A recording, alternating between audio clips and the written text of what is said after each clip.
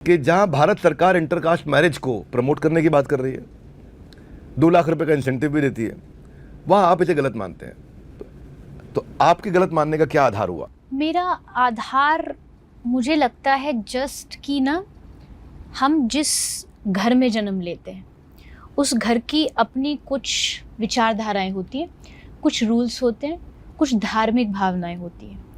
अब मान लीजिए मैं एक सनातन धर्म को हम फॉलो करते आ रहे हैं, अचानक से आपको एक ऐसा परिवार मिल जाए या आप ऐसे परिवार में शादी कर लेते हैं जहाँ सनातन की बात ही नहीं होती हो, जहाँ राम और कृष्ण की बात ही ना होती हो, या अगर सिर्फ जाति वाली भी बात हम करें तो जाति में भी हर एक जाति, ब्राह्मण, क्षत्रिय, सबके अलग अलग तरीके हैं, पूजा के रिचुअल्स जितने भी हैं सबके अलग अलग है।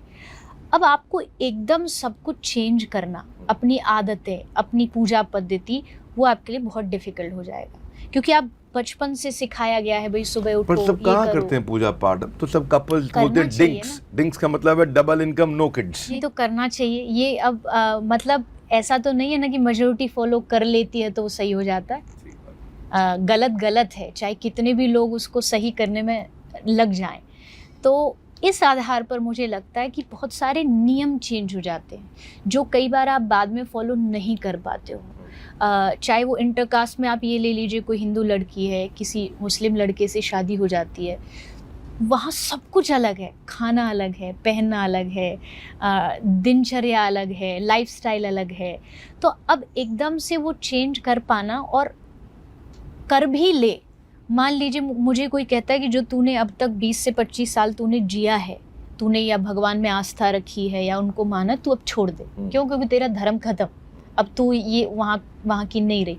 तो कितना बड़ा लॉस है हमारे लिए जब आप अपना अस्तित्व खो देते हो। इस दुनिया में सबसे बड़ा लॉस पैसे या उसका नहीं है, अपनापन खो जाना, अपना अस्तित्व खो देना, मुझे लगता है वो दुनिया का सबसे बड़ा लॉस है। एक श्लोक आता है गीता में जिसको मैं आपको समर्पित करना चाहूँगा। यद यद आचरति श्रेष्ठ तत्तद एव तरोजना। जैसा जैसा श्रेष्ठ लोग करेंगे वैसा वैसा बाकी लोग भी करेंगे। हाँ, तो आपने विवाह किया, और जो आपने विवाह किया तो लोग डेस्टिनेशन वेडिंग में बिलीव करते थे, लेकिन आपने जो है गौ सेवा धाम, एक समझो कि एक तरह से आपने गौशाला में विवाह किया, है ना। और ये आपने ये मैं ठीक जानता हूँ, ठीक सुना है मैंने? हाँ, बिल्कुल बिल्कुल। ये जो गौ सेवा धाम है ये हमारे ही द्वारा चलाया हुआ एक हॉस्पिटल है गायों का, उसी का परिसर है, उसी में विवाह हुआ था। और उसका कारण भी यही था, लोगों को इस चीज को थोड़ा सा घर के पास जाए, ब्रजमंडल के पास में, तो आगरा के अंदर ओबरॉय, अमर विलास है, ताज होटल है, सब है। तो आपने सोचा नहीं वहाँ बड़ी पार्टी रखते हैं?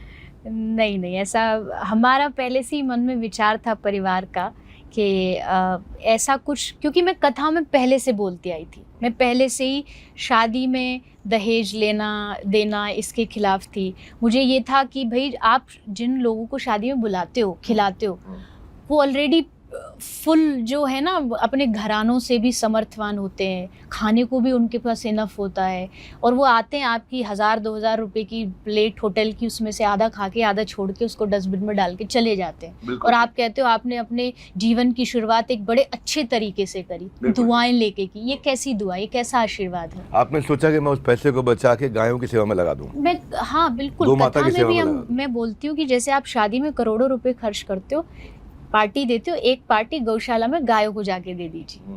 आप कहिए कि आज ये शादी की पार्टी गायों के लिए, गौ माता, क्योंकि वो भूखी है, उनको ज़रूरत है। हमको ज़रूरत, आवश्यकता उतनी नहीं है जितनी उनको है। कोई अनाथ आश्रम है, कोई ऐसी जगह जा कर के आप कुछ 10वां हिस्सा जो अक्सर कहते हैं वो जा कर के कर दीजिए। और फिर बात ये आती है कि भाई अगर आप लोगों को करके दिखाएंगे, शायद उससे वो लोग ज़्यादा इंस्पायर होंगे। तो पहले भाई की शादी थी, वो भी हमने ऐसे ही वहीं पे उसी स्थान पर करी। हाँ, और लोगों को अभी भी वहाँ बहुत सारे लोग आते हैं, वहाँ बोलते हैं कि हमें यहाँ पर, अब वहाँ थोड़ा स्थान कम है, पर उनकी इच्छा ज़रूर रहती है कि हम भी ऐसे ही यहीं पर इसी परिसर में करें। मुझे भी लेके चलिएगा वहाँ, मैं ज़रूर देखना चाहूँगा गौ सेवा धाम आपके साथ में, गायों का जो अस्पताल आपने बनाया है।